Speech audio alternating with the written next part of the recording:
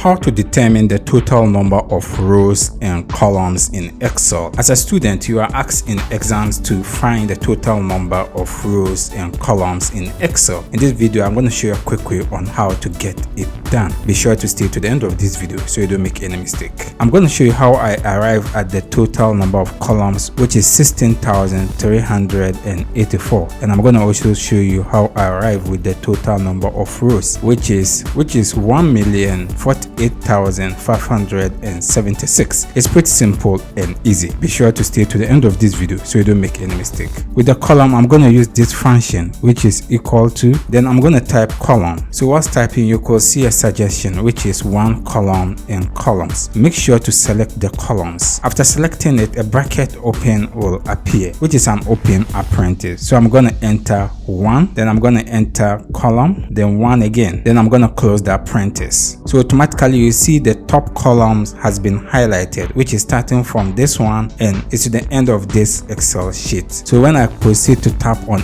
enter, this will automatically give me the total number of cells in that column. Now for me to determine the total number of rows, I'm going to enter this function again, which is equal to rows, and make sure to select this one with the open apprentice. And since we are in row C, we have to use the C and type C. Then I'm going to use the column again, then C. Automatically the C column has been highlighted. So after inserting my close apprentice and click on enter, this will give me the total number of rows in this cell. So this is a quick way to get your answer, whether in exams or any practical work.